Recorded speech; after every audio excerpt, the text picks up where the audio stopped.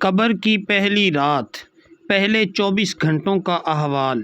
رسول اللہ صلی اللہ علیہ وآلہ وسلم نے ارشاد فرمایا کہ قبروں پر ایک فرشتہ متعین ہے۔ جب میت کو دفن کر دیا جاتا ہے اور لوگ واپس جانے کے لیے مڑتے ہیں تو وہ فرشتہ قبر سے ایک مٹھی بھر مٹی لے کر لوگوں پر پھینک دیتا ہے اور کہتا ہے، بسم اللہ الرحمن الرحیم، اپنی دنیا کی طرف واپس چلے جاؤ اور اپنے مرنے والوں کو بھول جاؤ۔ قبر کی پہلی رات میں کیا ہوتا ہے؟ حضرت مولا علی رضی اللہ تعالی عنہ نے فرمایا کہ میں نے رسول اللہ صلی اللہ علیہ وآلہ وسلم کو فرماتے ہوئے سنا کہ انسان کی مشکل ترین رات قبر کی پہلی رات ہوتی ہے، کیونکہ جب اس کے دوست، احباب، رشتہ دار اور اولاد اسے دفنا کر چلے جاتے ہیں تو وہ انسان روتا رہتا ہے۔ وہ ہر ایک دوست کے پاس جا کر اسے روکنے کی کوشش کرتا ہے کہ مجھے چھوڑ کر نہ جاؤ، لیکن افسوس کہ اس کی آواز کوئی نہیں سن پاتا۔ چنانچہ قبرستان میں ہر کوئی اکیلا رہ جاتا ہے۔ تب اس کا سامنا ان فرشتوں سے ہوتا ہے جو اس کے اعمال کی شکل میں اس کے سامنے آتے ہیں۔ اب وہ کس شکل میں ہوں گے، اچھے یا برے، اس بارے میں کوئی کچھ نہیں کہہ سکتا۔ وہ فرشتے اس سے اس دنیا میں گزری ہوئی زندگی کے متعلق سوالات کریں گے جن کے جوابات اس کی زندگی کے اعمال میں موجود ہوتے ہیں جب تک وہ سانس لے رہا ہوتا ہے۔ ایک حدیث مبارکہ کا مفہوم کچھ اس طرح ہے کہ رسول اللہ صلی اللہ علیہ وآلہ وسلم نے ارشاد فرمایا، تم قبرستان جایا کرو کیونکہ قبرستان موت کو یاد دلاتے ہیں۔ آپ صلی اللہ علیہ وآلہ وسلم نے ارشاد فرمایا کہ میں نے اپنے رب سے اپنی والدہ کی قبر پر جانے کی اجازت مانگی تھی، مجھے اس کی اجازت مل گئی، لہٰذا تم بھی قبرستان جایا کرو۔ اس سے دنیا سے بے رغبتی پیدا ہوتی ہے اور آخرت یاد آتی ہے۔ حضرت سیدنا سعید بن مسیب رضی اللہ تعالی عنہ فرماتے ہیں کہ ایک مرتبہ ہم حضرت مولا علی المرتضیٰ کرم اللہ تعالی وجہ الکریم کے ہمراہ مدینہ منورہ کے قبرستان گئے۔ حضرت علی کرم اللہ تعالی وجہ الکریم نے قبر والوں کو سلام کیا اور فرمایا، اے قبر والو، تم اپنا حال بتاؤ گے یا ہم تمہیں بتائیں؟ تو حضرت سعید بن مسیب رضی اللہ تعالی عنہ فرماتے ہیں کہ ہم نے قبر سے وعلیکم السلام ورحمۃ اللہ وبرکاتہ کی آواز سنی۔ کوئی کہنے والا کہہ رہا تھا، اے امیر المومنین، آپ ہی خبر دیجئے کہ ہمارے مرنے کے بعد دنیا میں کیا ہوا؟ تو حضرت مولا علی کرم اللہ تعالی وجہ الکریم نے فرمایا، سنو، تمہارے مال تقسیم ہو گئے، تمہاری بیویوں نے دوسرے نکاح کر لیے ہیں، تمہاری اولاد یتیموں میں شامل ہو گئی ہے، اور جس مکان کو تم نے بہت مضبوط بنایا تھا اس میں تمہارے دشمن آباد ہو گئے۔ اب تم اپنا حال سناؤ۔ یہ سن کر ایک قبر سے آواز آئی، اے امیر المومنین، ہمارے کفن پھٹ کر تار تار ہو گئے، ہمارے بال جھڑ کر منتشر ہو گئے، ہماری کھالیں ٹکڑے ٹکڑے ہو گئیں، ہماری آنکھیں بہہ کر رخساروں پر آ گئیں۔ ہم نے جو نیک اعمال کیے تھے ان کو پایا اور جو کچھ پیچھے چھوڑا اس میں ہمارا نقصان ہوا۔ قبر میں اعمال کا استقبال۔ جب مردے کو قبر میں رکھا جاتا ہے تو اس کی نماز اس کے دائیں جانب آ کر کھڑی ہو جاتی ہے، روزہ بائیں طرف کھڑا ہو جاتا ہے، قرآن مجید کی تلاوت اور اللہ تبارک و تعالیٰ کا ذکر سر کی طرف آ کر کھڑے ہو جاتے ہیں، اور جماعت کے ساتھ نماز پڑھنے کے لیے جو قدم چلے ہیں وہ پاؤں کی طرف کھڑے ہو جاتے ہیں۔ اس وقت عذاب قبر اپنی گردن نکالتا ہے اور مردے تک پہنچنا چاہتا ہے۔ اگر وہ دائیں طرف سے آتا ہے تو اس کی نماز کہتی ہے، پرے ہٹ، خدا کی قسم یہ شخص دنیا میں بہت مشقت اور مصیبت اٹھاتا رہا، ابھی ذرا آرام سے سویا ہے۔ پھر عذاب بائیں طرف سے آنا چاہتا ہے تو روزہ اسے اسی طرح ہٹاتا ہے۔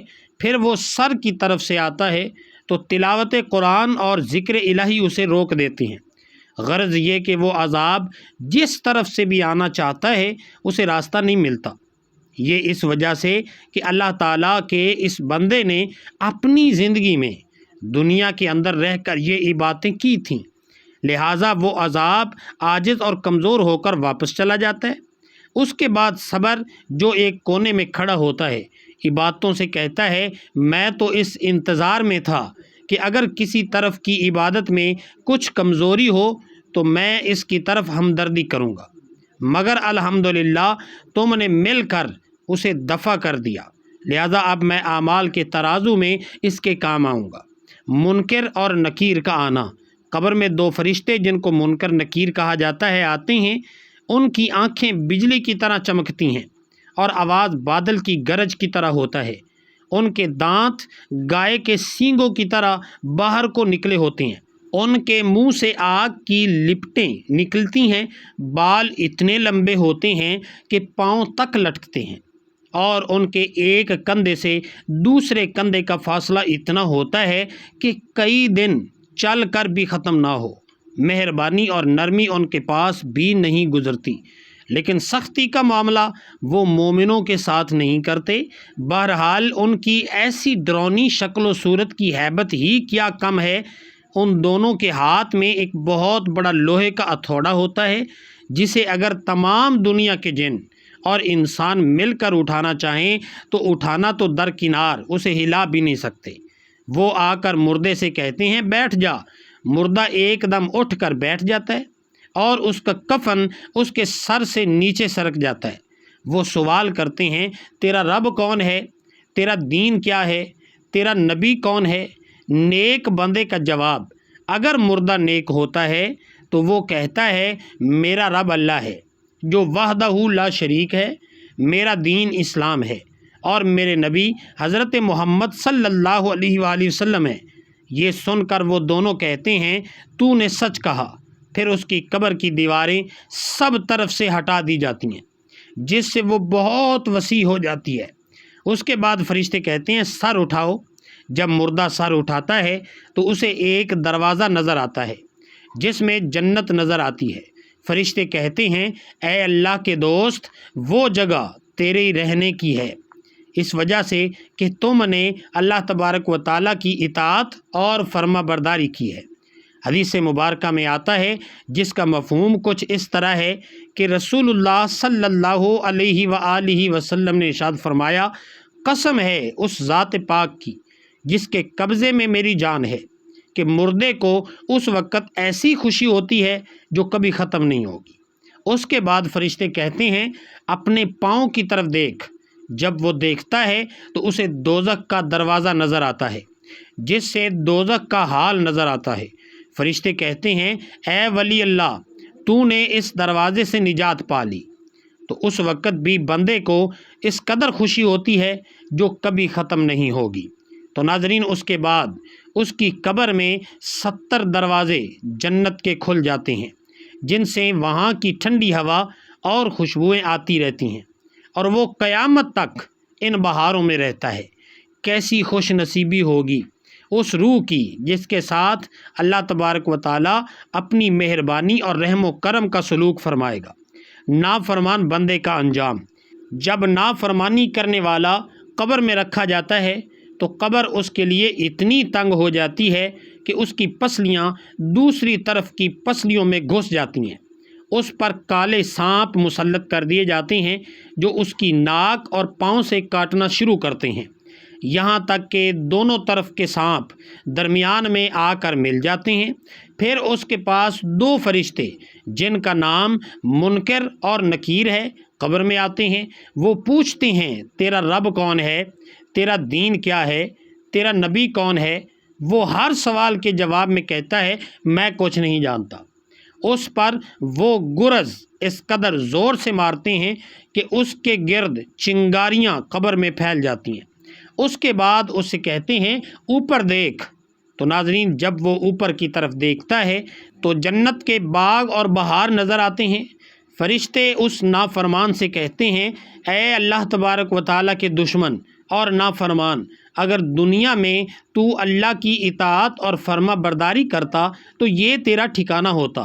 ایک حدیث کا مفہوم کچھ اس طرح ہے کہ رسول اللہ صلی اللہ علیہ وآلہ وسلم نے ارشاد فرمایا قسم ہے اس ذات پاک کی جس کے قبضے میں میری جان ہے، اسے اس وقت ایسی حسرت ہوتی ہے کہ اس جیسی حسرت پھر کبھی نہیں ہوگی۔ پھر اس کے لیے دوزخ کا دروازہ کھولا جاتا ہے اور فرشتے کہتے ہیں، اے اللہ کے دشمن، یہ تیرا ٹھکانہ ہے، اس لیے کہ تو نے اللہ تبارک و تعالیٰ کی نافرمانی کی ہے۔ اس کی قبر میں 70 دروازے جہنم کے کھول دیے جاتے ہیں، جن سے قیامت تک گرم ہوائیں اور دھواں وغیرہ اسے آتا رہتا ہے۔ آخری بات، ایک حدیث کا مفہوم کچھ اس طرح ہے کہ رسول اللہ صلی اللہ علیہ وآلہ وسلم نے ارشاد فرمایا کہ اللہ تبارک و تعالیٰ کی طرف سے قبروں پر ایک فرشتہ متعین ہے۔ جب میت کو دفن کیا جاتا ہے تو وہ اس کی قبر کی مٹی ہموار کرتا ہے۔ جب لوگ واپس جانے کے لیے مڑتے ہیں تو وہ قبر سے ایک مٹھی بھر مٹی لے کر لوگوں پر پھینک دیتا ہے اور کہتا ہے، اپنی دنیا کی طرف واپس چلے جاؤ اور اپنے مرنے والوں کو بھول جاؤ۔ اللہ تبارک و تعالی ہمیں نیک اعمال کرنے کی توفیق عطا فرمائے اور ہمارا خاتمہ ایمان پر فرمائے، آمین۔ ناظرین، کومنٹ باکس میں اللہ کے 99 ناموں میں سے ایک نام ضرور ٹائپ کریں۔